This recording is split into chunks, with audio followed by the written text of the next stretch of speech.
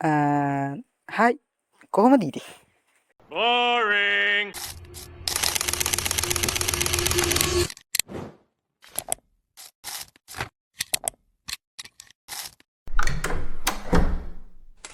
අපි දන්න ගොඩක් කැනිමිවල වගේ මැජික් කියන්නේ මේ ලෝක හැමෝටම කරන්න පුළුවන් දෙයක් නෙමේ. ඒක කරන්න පුළුවන් වෙන්න විශේෂිතයට විතරයි. හැබැයි මේ ලෝකෙ මැජික් ගැන ලොකු රහසක් තියෙනවා. ඒක දැනගන්න ඕන කෙනෙක්ට මැජික් කරන්න පුළුවන්. අප එකතවයි ප්‍රධාන චරිතය කොකෝ හම්බෙන්නේ රහස දැනගන්න. 秘密を持つ側になってもらう හරි අදගෙනාව 2026 අප්‍රේල් 6 රිලිසුණු විච් හැට් ඇටේලිය කියන ඇනිමේක මේක 2026 ඇනිමවල ලොකුම හයිප්පේ කියන්න පුළුවන් මේක හදල තියෙන පිටපත් මිලියන 5කට වඩා විකුණු සුපිරි මැංගේකින් තව ඇනිමේෂන් ඇස් අදාගන්න බැරිතරම් කොලිටි ලස්සරයි තවත් කිව්වොත් මියසික් කරල තියෙන එල්ඩරින් ඩල් සෝල් ස්ට්‍රී වගේටත් මියසික් කරපු යුකා කිටමුරා කියන සංගීතවේදී ආයෙහෙනම් අහන්න දෙයක් නෑන හැමෝම කියන්න මේක 2026 මාස්ට පිස්සක් වෙයි කියලා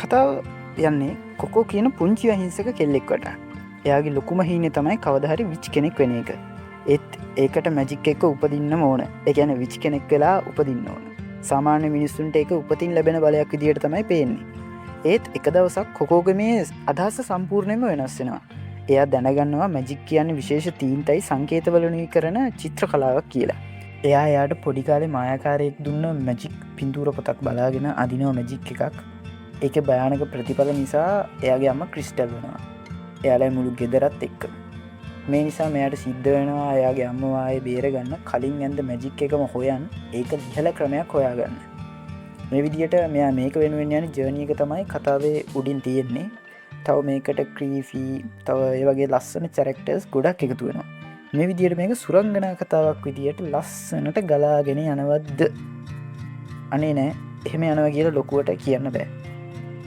අහිංසකකම ඉන්න යථාර්ථයට මුලදී මැජික් ගැන සතුට විඳපු කොකෝට එක භයානක බියකරු පැත්ත රියලයිස් වෙන්න ගන්න 僕の報いを受けてもらう තහනම් මැජික් ලබයි සිපයි වැඩවලට පාවිච්චි කරපු මැජික් ලේගඟක් හදන්න පාවිච්චි කරන විදිිය කොකෝගේ දවේශයේ ගැටුව ඉස්සරහට යද්දි තහනම් මැජික් හොඳ මැජික් කියන දෙකේ සීමාව සමහරලාට කොකොට අමතගෙන එයා අම්ම බේරගන්න ඕන දෙයක් කරට කමක් නෑ කියන තැනට සමහරලාට පත්වෙනවා කොකෝ කියන අහිංසක පුංචි කෙල්ල ලෝකෙ බියකරු ඇත්ත වටහගෙන තමන්ගේ ක්‍රමයකට හරිදේ තෝරගන්න කරන සටන ඒවගේ තනකට එන්න මානසිකව මෙයා වෙනස් වෙනවා මුලින්ම මේක කාටද ගැලපෙන්නේ ඔයා ඇනිමි බලන කෙනෙක්ද එහෙනම් ඔයාට මේ ගැලබේවි ඔයා ඇනිමිවල ෆැන්ටසි මැජික්වලට ආසනම් ඒත් ඔයාට මේ ගැලබේවි ඔය ඇනිමි නොබලන කෙනෙක් වුණත් ආසාාවෙන් ඇනිමි බලන්න පටන් ගන්න පුළුවන් තැනක් තමයි විච්චට් ඇටේලිය කියන්නේ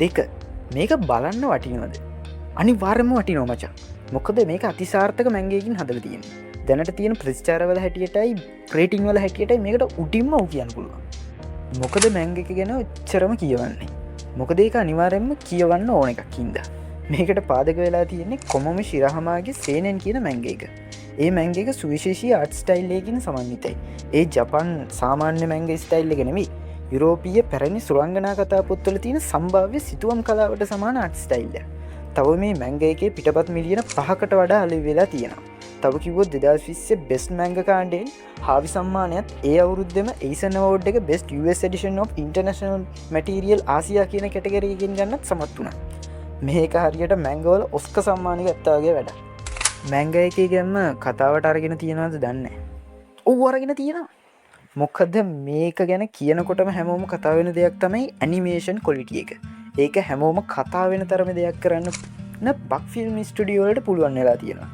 ස්ටඩියෝක මේකට කොච්චර බෙහිසුනාද කියන එක හොඳට පේන කාරණා දෙකක් කියන්න මේක පස්වනි එපිසෝඩ් එක නිර්මාණයට විතරක් චිත්‍ර 20000කට වඩා පාවිච්චි කරලා තියෙනවා සාමාන්‍ය උසස් තත්ත්වය ඇනිමේක එක එපිසෝඩ් එකකට පාවිච්චි කරන්නේ චිත්‍ර 3000ත් 5000ත් අතර ප්‍රමාණයක් අනිත් එක දැන් කාලේ හැම ඇනිමියක්ම කරන්නේ කම්පියුටර් වලින්නේ ඩිජිටල් ඇනිමේෂන්ස් ඒත් බග් ෆිල්ම්ස් මේකට සුවිශේෂී ක්ලාසික් පෙනුමක් ගන්න අමුතු වැඩක් කරා එයාලා සාමාන්‍ය ඩිජිටල් බ්‍රෂ් එකක් ගන්නව වෙනුවට ඇත්තම පෑනකින් තීන්තෙන් කඩදාසී කඳින චිත්‍ර වගේ පේන්න මෙයාලා මේකට පෙන් ඇන් ඉන්ක් ටෙක්ස්චර්ස් එකතු කරා මේක නිසා මුළු කතාවම එකම පෑනින් ඇඳපු චිත්‍රයක් වගේ පේන්න පුළුවන් වුණා. එච්චරද? අපෝනේ තව තියෙනවා. කතාවේ හැමතැනකම විශේෂයෙන් මැජික් කරනකොට හරි මොකක් හරි වැදගත් අවස්ථාවලදී පසුබිමේ තියෙන මල් වර්ග, ශාක වර්ග නිකම් ඇඳපුවා නෙමෙයි. කොමම ශිරහමක් මැංගේක අඳිද්දි වික්ටෝරියන් යුගයේ ෆ්ලෝරල් ලැන්ග්වේජ්. ඒ කියන්නේ ෆියෝරියෝග්‍රැෆි මට කියන්න බැහැ හරියට. මල්වල භාෂාව පාවිච්චි කරලා තියෙනවා. ඒ කියන්නේ යම් දර්ශනයක තියෙන මලකින් ඒ අවස්ථාවේ චරිතයේ හිතේ තියෙන හැඟීම හරි ඉදිරියට වෙන්න යන දෙයක් ගැන හරි ඉඟියක් දෙනවා. නම රිචඩ් ඇටේලිය. නිකුත් වූ දිනය 2026 අප්‍රේල් 6. එපිසෝඩ් ගණන පළමු සීසන් එක සඳහා එපිසෝඩ් 13ක්. ධාවන කාලය විනාඩි 23ක් විනාඩි 24ක් පමණ. ස්ටුඩියෝ එක බග් ෆිල්ම් ස්ටුඩියෝ. කතාවේ පදනම කොමෙම ශිරහමා රචිත සම්මානනීය මැංග පොත් පෙළ ඇසුරින්. කාණ්ඩය ෆැන්ටසි මිස්ට්‍රී ඇඩ්වෙන්චර් එක. රේටිං මයි ඇනිමි ලිස්ටියේ 10න් 8.4කට වඩා ඉහළගයක්. වයස් සීමාව වයස අවුරුදු 13න් ඉහළ. නිල විකාශනය ක්‍රන්චිරෝල් ලෝකව්‍යාප්තව හා ජපානයේ NHK නාලිකාව. ප්‍රධාන අධ්‍යක්ෂක අකුමු වටනබේ. සංගීතය යුකා කිටමුරා. ඇයි තාමත් කියවන්නේ? අන්න හොඳ ප්‍රශ්නයක්. ඒක පැහැදිලි කරොත් මෙහෙම හොඳද? අපි ඕකට බර්නූලි ප්‍රමේයයි සුරත් නියමයයි එකට දැම්මොත්